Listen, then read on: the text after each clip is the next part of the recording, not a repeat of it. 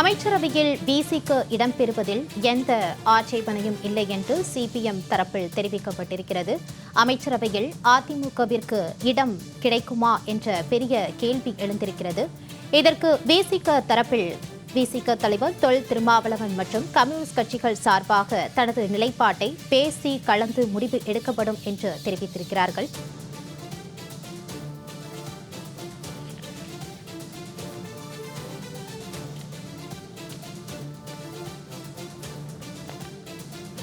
அமைச்சரவையில் அதிமுகவிற்கு இடம் வழங்கக்கூடாது என்று பிசிக தரப்பு மற்றும் கம்யூனிஸ்ட் கட்சி சார்பாக தெரிவிக்கப்பட்டிருக்கிறது.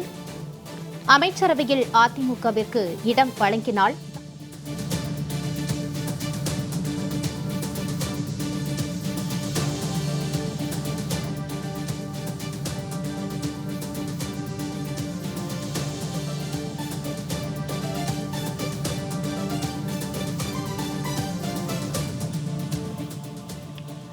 இதுகுறித்து நம்மோடு பேசுவதற்காக துரைக்கருணா அவர்கள் இணைந்திருக்கிறார். சார் வணக்கம். வணக்கம். அமைச்சரவையில் அதிமுகவிற்கு இடம் கிடைக்குமா என்ற ஒரு கேள்வி எழுந்திருக்கிறது. இதை எப்படி நீங்க பாக்குறீங்க சார்? தமிழக வெற்றி கழகத்தின் சார்பில் அமைச்சரவை அமைந்தவுடனே அண்ணா திராவிட முன்னேற்ற கழகத்தில் ஒரு பிரச்சனை உருவானதான் நம்ம பார்த்தோம்.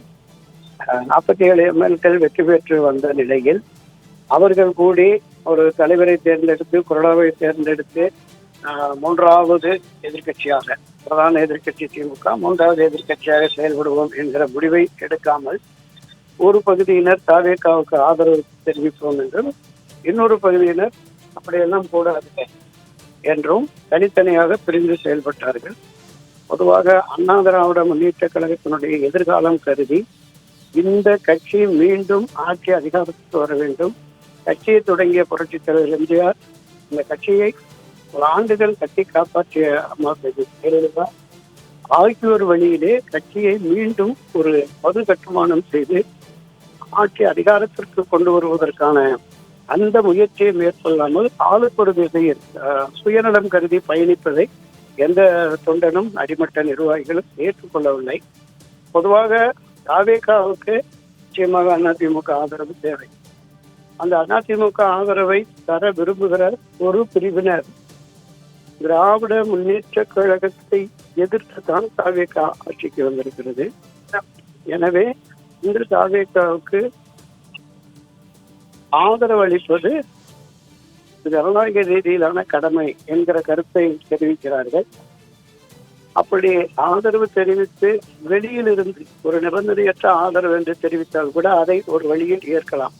ஆனால் தவேகாவில் இணைந்து மந்திரி சபையில் இடம்பெற்று இவர்கள் பயணிப்பது என்றால் அப்படிப்பட்ட ஒரு நிலை என்பது திரும்ப 5 ஆண்டுகள் கழித்து எந்த அடிப்படையில் புரட்சித் தலைவர் எம்ஜிஆர் அம்மா கல்வி ஜெயலலிதா ஆட்சியை கொண்டு வருவோம் என்று இவர்கள் யாருக்கு எதிராக எப்படி பிரச்சாரம் செய்ய முடியும் என்கிற பார்வை இருக்கிறது.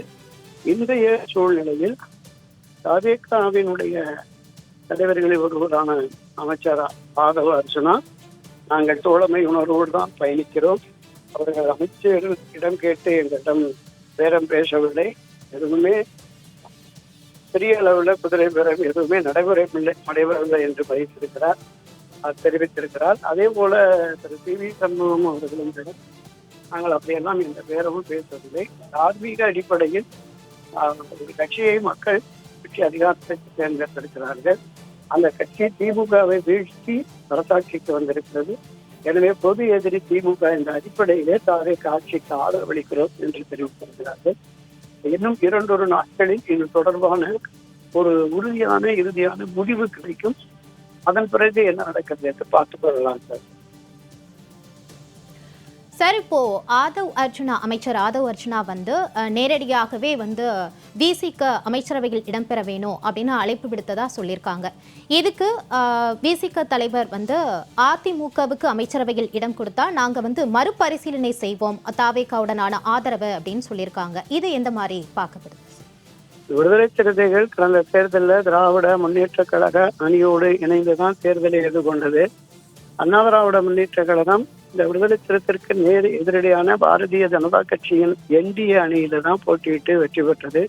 எனவே இவர்களுடைய அரசியல் என்பது எதிரும் புதிருமான அரசியல். அதனாலதான் அண்ணா திராவிட முன்னேற்ற கழகம் அமைச்சரவை இடம்பெற்றால் நாங்கள் அதை மறுபரிசீலனை செய்வோம் என்றால், ஏற்கனவே கடந்த ஒரு வார காலமாக இடதுசாரிகள், ஐயுஎம்எல் போன்ற கட்சிகள் ஆட்சி அதிகாரத்திலே இடம்பெறாத நிலையில் விசிக இடம்பெற வேண்டுமா என்கிற கேள்வி இருந்தது.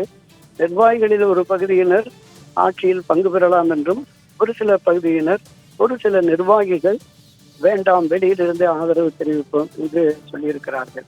இதுல என்ன ஒரு சிக்கல் தாவேகாவுக்கு என்றால், இந்த சிபிஐ, சிபிஎம், விசிக, ஐயுஎம்எல் எல்லா கட்சிகளுமே திராவிட முன்னேற்ற கழக கூட்டணியில் தான் இன்றும் இருக்கிறோம். ஜனநாயக ரீதியில் ஒரு தேர்ந்தெடுக்கப்பட்ட அரசுக்கு தார்மீக அடிப்படையிலான ஆதரவை ஒரு மதசார்பற்ற சக்தி புறக்கடை வழியாக வந்து ஆட்சி அதிகாரத்திற்கு வந்துவிடக்கூடாது என்கிற அடிப்படையில் நாங்கள் ஆதரவு தெரிவித்திருக்கிறோம். மத்திய பாஜக அரசு இந்த மாநிலத்திற்கு எதிரான செயல்களில் ஈடுபடும் பொழுது திராவிட முன்னேற்ற கழகத்தோடு இணைந்து மத்திய அரசை கண்டித்து நாங்கள் ஆர்ப்பாட்டம், போராட்டம் நடத்துகிற பொழுது தங்களுடைய கொள்கை எதிரியாக பிரகடனப்படுத்தப்பட்ட பாஜகவுக்கு எதிராக தாவேகாவும் போராட்ட களத்திற்கு எங்களோடு இணைந்து வர வேண்டும் என்றெல்லாம் நிபந்தனை வைத்திருக்கிறார்கள். அப்படிப்பட்ட சூழலில் அது தாவேகாவால் சாத்தியப்படவில்லை என்றால் அவர்கள் தங்கள் ஆதரவை வாபஸ் பெறுவதற்கு கூட வழி இருக்கிறது. அந்த அடிப்படையில் தான் அதிமுகவின் ஒரு பகுதியின் ஆதரவை நாடி வந்திருக்கிறது என்று பார்த்தோம். விசிகாவை பொறுத்தவரை திரு வன்னியரசு அவர் அமைச்சராக்கப்படுவார் அப்படிங்கிற மாதிரி இருக்கு. விசிகாவின் நிர்வாகிகள் பலர் தலைமை பொறுப்பிலே திருமாவளவன் இருக்கிறார். திருமாவளவன் இப்போது நாடாளுமன்ற உறுப்பினராக இருக்கிறார். சட்டமன்றத்தில் போட்டியிட்டு இது போன்ற ஒரு தொங்கு சட்டசபை வந்தால் திருமாவளவனுக்கு முதன்மை பொறுப்பு கிடைக்கும், அமைச்சர் பொறுப்பு கிடைக்கும் என்கிற பார்வை நிர்வாகிகள் மத்தியில் இருந்தது. அதனால் இந்த அமைச்சரவையில் இடம்பெறுவதில் அவர்களுக்குள் சிக்கல் இருக்கிறது என்று பார்க்கிறேன். சார், இப்போ அதிகாரத்துக்காகவோ அமைச்சர் பதவிக்காகவோ நாங்க வெளியே வரல அப்படின்னு அதிமுக முன்னாள் அமைச்சர் சி வி சண்முகம் தெளிவா கூறியிருக்கிறதா அமைச்சர் ஆதவ் அர்ஜுனா சொல்லியிருக்காங்க. இந்த நிலையில விசிக சார்பில் ஒரு பொதுக்குழு கூட்டம் அமைத்து நாங்க எங்களோட முடிவை கலந்து ஆலோசித்து எடுக்கப்படும் அப்படின்னு விசிக தலைவர் திருமாவளவன் சொல்லியிருக்காங்க. இப்போ விசிக அமைச்சரவையில் இடம்பெறுமா அப்படின்ற ஒரு கேள்வி எழுந்திருக்கு. இது எப்படி பாக்குறீங்க சார்? விசிகாவுக்கு அமைச்சரவையில் இடம் கிடைக்குமா? அவங்க என்ன மாதிரியான ஒரு முடிவு எடுப்பாங்க? தாவேகாவை பொறுத்த அளவில் காங்கிரஸ் கட்சிக்கும் விசிகாவுக்கும் அமைச்சரவையில் இடம் கொடுப்பது என்று முடிவெடுத்து விட்டார்கள். அது தொடர்பாக விசிக தரப்பில் ஆதவ அர்ஜுனா உள்ளிட்ட தாவேகா நிர்வாகிகள் பேசியதாக கூட தெரிய வருகிறது. நான் தொடக்கத்தில் குறிப்பிட்டது மாதிரி விசிக நிர்வாகிகளுக்குள்ளே பல்வேறு கருத்து மோதல்கள், கருத்து வேறுபாடுகள் இருக்கிறது. ஒரு சிலர், பெரும்பான்மையோர் அமைச்சரவையில் இடம்பெறலாம் என்றும், ஒரு சிலர் வேண்டாம், வெளியிலிருந்து ஆதரவு தெரிவிக்கலாம் என்றும் தெரிவித்திருக்கிறார்கள். எனவே அவர்கள் அவருடைய உயர்நிலை குழு, நீங்க குறிப்பிட்ட மாதிரி பொதுக்குழு எல்லாம் கூடி ஒட்டுமொத்த நிர்வாகிகளின் கருத்தின் அடிப்படையில தான் அவங்க விசிக அந்த அமைச்சரவை சேருமா சேராவா அப்படிங்கிற தெளிவான நிலை நமக்கு தெரிய வரும். சகோதரி சார், இணைப்பில் உங்களோட கருத்துக்களை எங்ககிட்ட பகிர்ந்தமைக்கு நன்றி.